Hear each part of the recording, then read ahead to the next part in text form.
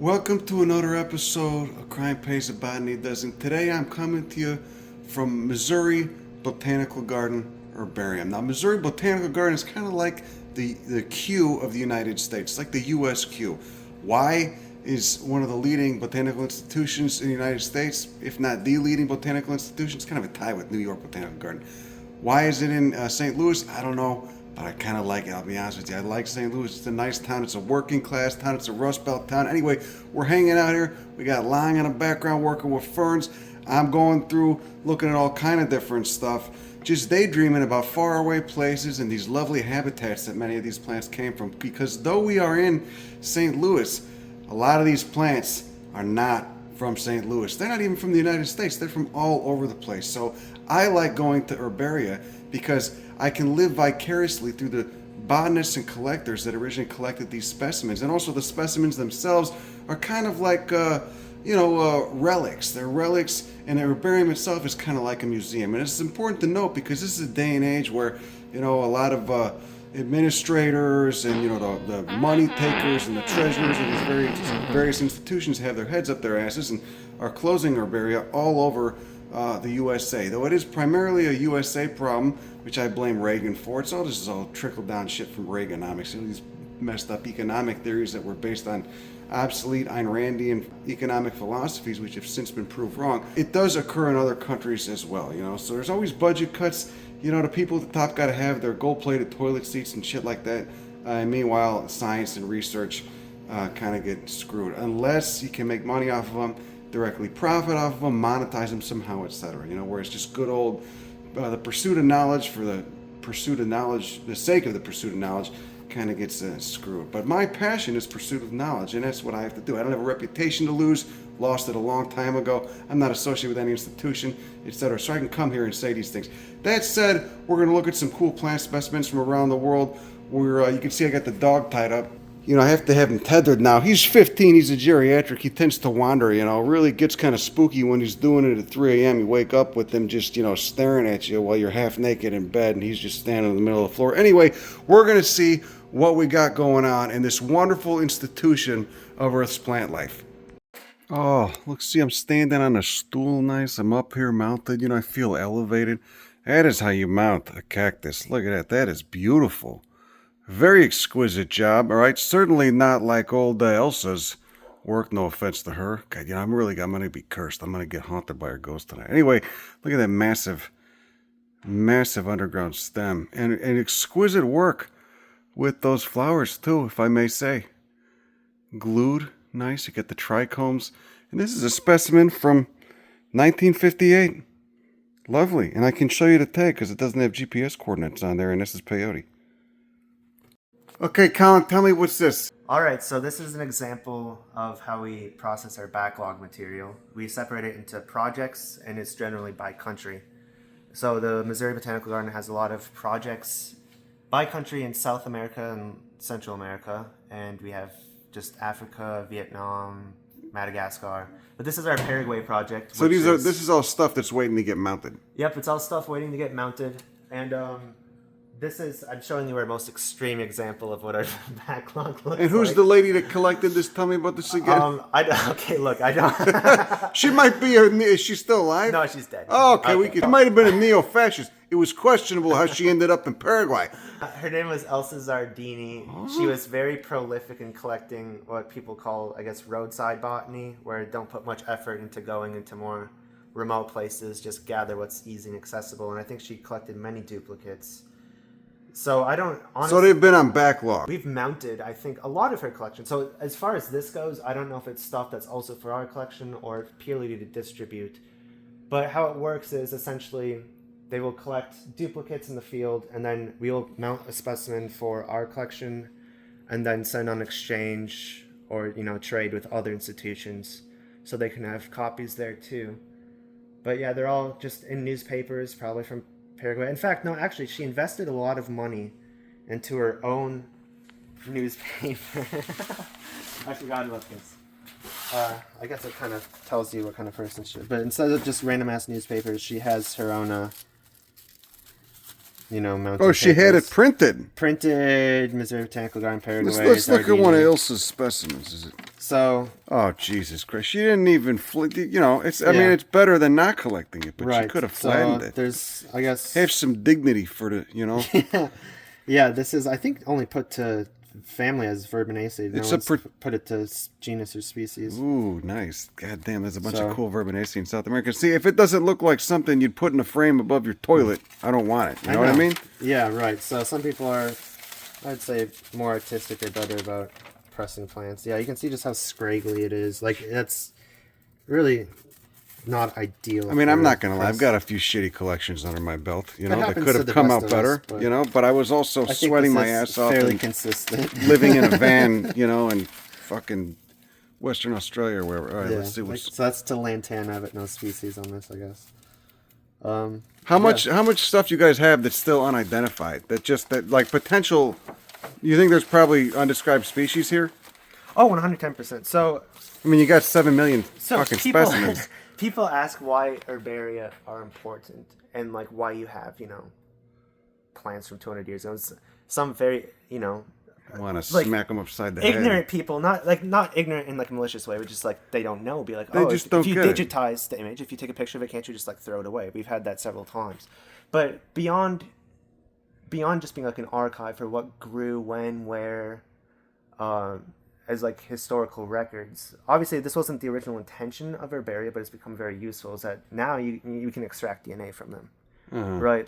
Obviously, people 200 years ago didn't know that was a thing, but that's become a newfound thing for that. But going off of the new species things, I think more often than not, new species are described from herbarium specimens that were collected 40 plus years ago, right? Mm-hmm. And every year, the Missouri Botanical Garden tries to give a list of the species that garden staff described, and I think it was 180 some last year. And the vast majority of those are from records that were found in the herbaria. And usually you might have one sheet and say, oh, this is a new species, but I don't have enough here to actually describe it. So it sits in an herbaria for 50 years until someone collects a similar thing. And then you can say, oh, look, there's 2 specimens here that are clearly new species, and so on. I mean, but also, when I'm in a spot like this, I'm just pulling shit out the cabinets, looking at it, and then I'm trying to imagine the landscape that it came from, what other plants it was growing with. I go down a whole fucking wormhole of visualizing. It's like it's being in a fucking museum. That's what it is. Yeah. It's a museum of the living skin of the earth. Okay, so these boxes back here, we're at the very far end of this floor, and this floor duplicates onto the third. But this cavity exists behind the compactors all the way down for both sides. And it's usually about, 4, 5, 6 boxes high. And it's all unmounted stuff that aren't even like what we see on these compactors here. They have more problems than what we can deal with at the moment, which usually means they don't have, labels. So somebody needs to find the... Somebody needs to find the field books to create labels. Oh my god! But you can't throw it away because there's valuable stuff in there. Some of it. Okay, look, all of this is Paraguay, so it's so much that it doesn't even fit into here, and it's probably mostly Zardini stuff. But it goes down all sorts of different problems. Oh my god, this would drive me nuts because it's one of those things you can't throw out, but at the same time you can't really mess with it either because all the data's missing. And and I'll give you something more crazy to think about is that across the street here we have a warehouse with about, so you know how it is, herbaria from all of these institutions are getting rid of them, donating them to other large institutions. So we've gotten a lot of orphan collections. The administrators decided it just wasn't in the budget anymore. And across the street, I think they've calculated there's about the 14th largest herbarium in the U.S. just from stuff we've adopted and have it integrated into our own collection. So who's the biggest? Who's the biggest herbaria? Herbarium. You guys are NYBG in the U.S. In the U.S. Well, I will just say neutrally as to what I've heard.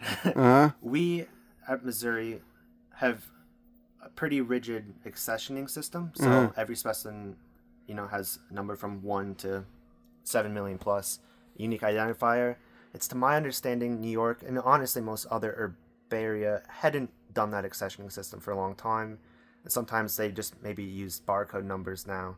So I think as New York is starting to digitize their collections, they're starting to get an actual idea of the number that they have. But it is also my understanding that New York maybe considers their fungi collections as part of their numbers, but I'm not too sure about that. We only have vascular plants and bryophytes in ours. God, but you got over 7 million specimens, and you got the proprietary glue too. Yeah. How about that? That's a special mix. Nobody knows what it is. I guess for mounting our specimens, we have a glue they call Missouri Botanical Garden glue. I think there's a couple other botanical gardens that have their own glue too. And what the difference is, I don't really know. But nonetheless, we're not able to know what's in it. And in fact, we had to buy it through Herbarium Supply last time because the actual supplier wasn't able to give it to us. Okay, so we just took one. We took something off of the folder saying Cactaceae and cracked it open, see what old Zardini got, and it's a species of Pereschia, so it's the leafy quote ancestral lineage, one of the more basal lineages of the cactus family Cactaceae. Could even be Pereschia culeata, but God, Jesus Christ, it just looks like something you threw in the back seat and got squished beneath a bag of fucking Whataburger or something. I mean, come on. What was her name? Zelda? Ilsa? Elsa. Zardini. You know, come on, Elsa. You gotta look at those fruits, though. Definitely, yeah. I mean, it's definitely Pereschia. There's only a few genera. It doesn't even have a genus on it, so you've determined it. Look at this nice. I can hear the printer. Oh yeah, it's very old. This is a very old. Yeah. So when was it originally? It was collected in 2003. Yeah. I thought you said she's passed away. Yeah, she's passed away. This is pretty recent. I'm bad mouthing the dead. You got me into bad mouthing the recently deceased. Just kidding. We're just joking around. We're just joking around with you, Elsa. We're just playing around. Hanging shrub, fruit green. I mean, it's not really a shrub if it's hanging. It's more like a liana. But it looks like Pereschia, but either way, wow, Christ. So, like, with this, how would you guys get this identified? You have to get an expert in the family to come in and... Well, like I said, Ron, for one example, is a generalist. Could probably put it to genus, at the very least. Or experts, yes. I mean, obviously we have staff here that specialize in certain families, or just visitors that we come and identify things. And like you've identified it to genus, which wasn't on the label, so that's one step closer. Should I just go pencil that in there? Yeah, might as well. You could. I'm kidding. God damn. Yeah, man, it's not very sexy. You know, I get some masking tape. That's what I do. I just get some masking tape and I just tape it, and I'll take my Leatherman out, clip extras and stuff. Because when you get too much material, it just smushes. You know, it looks like a wad of chew. Yeah. Or something. Flower bud green. She didn't collect GPS coordinates? Oh, no, she got them in there. My bad. But okay, so tell me, this is the herbarium collection number. Well, so usually how it works in at least the neotropical world and the Western world is that people will collect a specimen and then give it a unique number. And it usually indicates this is her 53,199th plant she's ever collected. So one can infer that she's got more than 53,000 specimens. Yes. Christ, I hope they don't all look like this. Then usually, I hope does she have any living relatives? Is someone to come after me? I'm not bad mouthing. I'm sure she's fine. I'm not saying I wouldn't take her out to coffee or something, but fuck me. You know? I mean, gotta be honest. We'll refer to specimens as, like, for example, Zardini 53199. That's how a quick way of identifying this specimen. God, sometimes I don't even label stuff. Depending on, I just rely on memory, and then I mean, I keep records. I just don't always label it when I throw it in the press. Very bad. I'm getting better at that. So this is all that. This is all this one individual. Yeah. Holy I believe shit! So. I believe our Paraguay project mostly consists. She put the work in, man. I'll give her that. Yeah. That's amazing. Melpiggia. Well, that's cool. So for a lot of these, she was just able to get them down to family. And didn't really... Yeah, probably. Yeah. Or Ron, as I said, probably. Yeah. There's some cool lamiaceous trees in South America. Like the Hyptis and stuff. Wow. Oh my God, she collected a ton of composites, huh? Tons of Asteraceae, South American Asteraceae. And none of these are identified. Is that right? Some of them might be identified as species or genera. but it really depends. I don't know the condition of what this Bristolochi is, AC. if this is mostly unidentified stuff and our identified stuff has been mounted or not. Uh-huh. But all the stuff we have pulled so far is not really identified. Wow. Oh, the smell. The smell. So we're in a building where they got all the eudicots. All, you could just call them dicots, but you know, when you look at the angiosperm family tree, it's a little bit more complicated than does a flowering plant have a single seed leaf or two single seed leaves. As you can see, here's the list of all the vascular plant families, so you got to know your taxonomy if you want to come here and fuck around. Come up here, look up a family. If it's in bold, it's in this building. If it's not in bold, it's in the other building. You know, monocots and gymnosperms are in the other building. So we got aisles, 17 cubby holes tall to each aisle. You can see you got numerous aisles. You got these. You got to make sure nobody's in there. There's no staircases or little stools or equipment in there. You turn this. It's mounted on a rail. But again, you don't have to do that for the whole width. Everything's divided up into colors. Only for the blue, you got to separate that, and then you get the motion sensor lights come on. Walk in here. Oh yeah, you got to hit this so you don't get walls don't start closing in on you. Lock it. Go in there, and you can fiddly fuck around and just explore Earth's plant life. See whatever you want to look at. This is Isaiah, by the way. This is my friend Isaiah. So okay, so you got stuff from all over the world. This is Madagascar. You got projects going. Mobot's got projects going everywhere. That's right. In the past, we've had lots of projects like in Panama. We get lots of shipments from Asia, or did in the past. Right now, our biggest project's in Madagascar. We run a lot of nature conservatories there, and we get boxes like every month from Madagascar with hundreds and hundreds of specimens. That's good. Yeah, get it before it all gets turned into charcoal or slashed or whatever. God, that's wonderful. So who does all the? Do you do all this mounting? Who's doing all the mounting? No, we have a team of about 5 or 6 mounters, and they mount thousands of specimens every year. And this is just dental floss and then glue. Yeah, we have our own little proprietary glue recipe. The proprietary glue. Colin was telling me about that. Yeah, right. yeah. And so it's a combination of glue. This is just regular wax dental floss that gets sewed through the sheets to tie them down. And then there's also a special tape we use sometimes. But yeah, they do a really good job. I really want to go see some of the Velocias. I fell in love with those when I was in Brazil. Ooh, Lao Carpaci. This is from Madagascar. That's the other thing I forgot to mention too. All the different folders are color coded according to what country they came from, and you can find out what country they came from by consulting the key over here. If it's a pink folder, it's from Central America and Mexico. If it's green, from Panama, yellow, West Indies, blue, Southern Africa, Madagascar, etc. Oh, this is a weird Myhuenia popegii. In its own subfamily of the cactus family. You can see it's still got leaves. It's one of those cacti that's got leaves. See those succulent little finger-like leaves? Of course, at very high elevations in the Andes. Actually, this says it's only from 1,200 meters. But southern Chile. Oh yeah, it's grown in a rocky substrate with Nothofagus dombii and Podocarpus saligna, which is a conifer. God, I'd love to see that habitat. You can only imagine.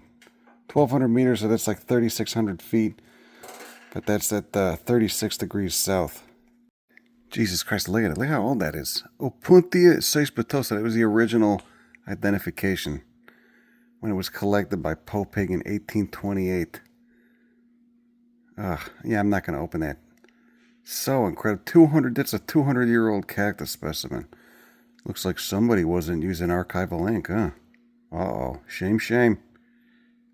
Isolatosirius dumortii. I just saw this in Querétaro. This is a specimen that gets, or a species that gets upwards of 30 feet tall. So it'll be interesting to see how they press this. Oh, look at that. They did a good job. Cross section. Got a nice vertical cross section of the rib, showing the areoles. And when is this from? 1990. So that's like, what, 34, 35 years old? Milo cactus from Peru. That's nice. It's got to take forever to dry. Cut that open, get all the snot out, all that mucilaginous stuff. Got a nice preservation of that cephalium, that flowering structure up top. Because Milo cactus only get to a certain height, then they essentially stop growing, and that cephalium is all that grows. It's just a flowering structure. Looks like a little fez. Sampled for molecular analysis. So they snipped a bit off for DNA in 2017. Here's another Milo. Looks like it got the root. That's good. Because you can tell what's going on in the central section. It's just more of that stem. But the root and the top, the apex with that cephalium, are very important to preserve. Oh, it looks like some trichoderma got in there. Maybe it wasn't dried well enough. But that's an excellent preservation of that cephalial structure. Get the floss tying it down. Holy shit, there's a nice illustration of just how big a cephalium can get. You can see that's about, I don't know, what is that, 7 inches, 7.5? Scooped out all the mucilaginous tissue from the center of that stem, but preserved enough so it's a decent cross-section. The pith is all gone. So much data just from looking at this, just from holding this in my hands right now. You know, I don't understand why some pencil neck in a suit would want to get rid of this. You know, budget cuts, really? Let's cut your budget, pal. Not that that's happening here, but I'm just saying it's a phenomenon. It's happening all over the United States, you know. Ooh, how about tropical blueberries? Tropical ericaceae. Ooh, Dracophyllum. That's a weird one. New Caledonia and Australasia. Kind of steephy. Let's see this. It's a member of the blueberry family that looks like a frickin' agave, like a yucca. Oh. It's from New Caledonia. Look at that. Dracophyllum. Never even identified down to species. Oh, Dracophyllum. This one from New Zealand. It's a broom-like Dracophyllum. I got that on my iNet. Oh, this is a nice collection. Another New Caledonian one. The Botanical Time Capsule Island of New Caledonia. Good information, too. I always hate it when someone takes a collection, they just put the GPS coordinates and then some half-assed, like, you know, five-word sentence about where it was collected. It's a nice specimen. Is this from 80s? Another New Caledonian one. You look at this. Look at variations on the thing. Look how big this thing is. Looks like some sort of damn poem, and then you see those flower spikes, and you get those notorious little tiny epacrid subfamily of the blueberry family, Ericaceae flowers. What was this class? Same guy, 1984.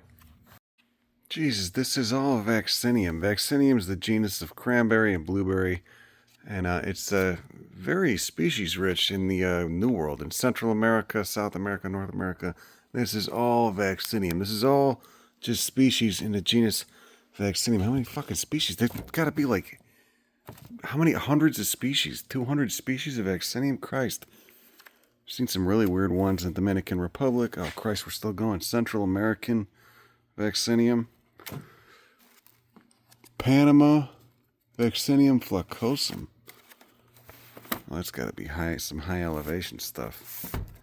Look, here's an Amazonian blueberry. An Amazonian Vaccinium.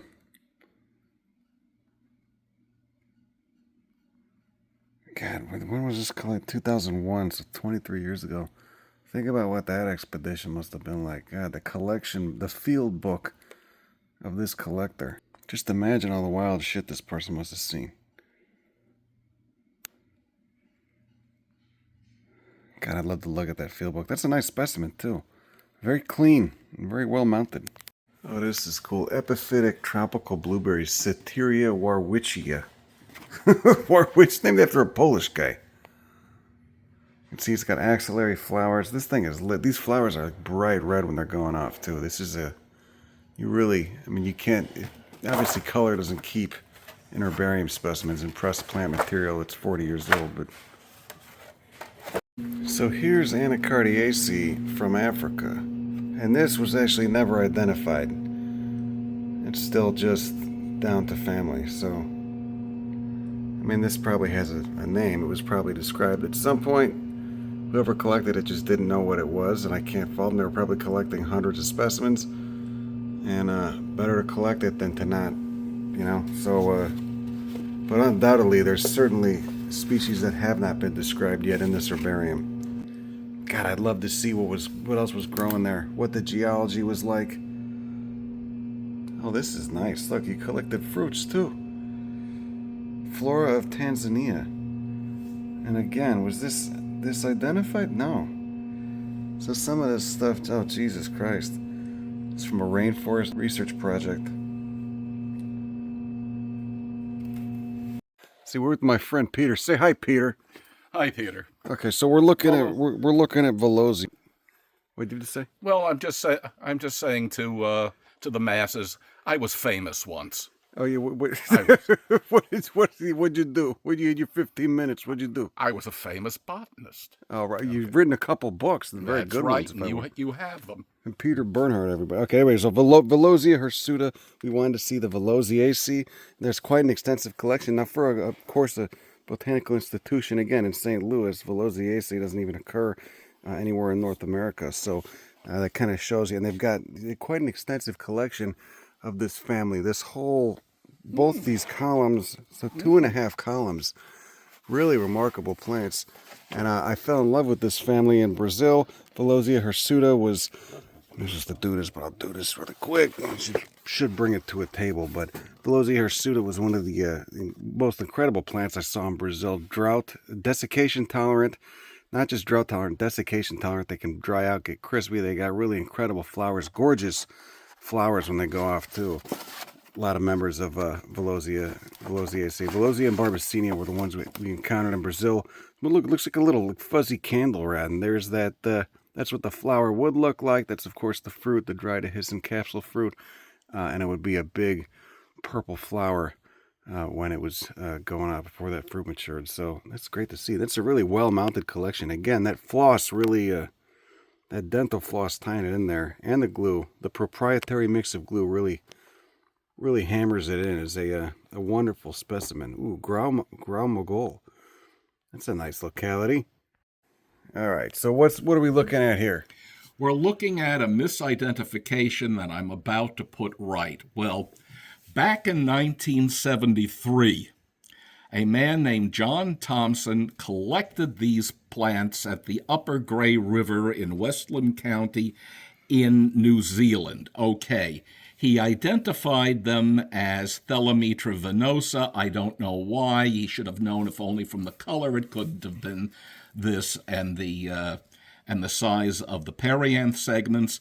Well, it was put into the Thelametra file, and then in 1985, the Australian orchid specialist Mark Clements came along, looked at this, realized it was definitely not. ID. He corrected it. It's Aporostylus biloba. But he didn't put it in the right file. He just kept it in left it in the Thelomitra. file. So now you're coming back in 2024 and you're putting it in the right folder. Yeah, so now...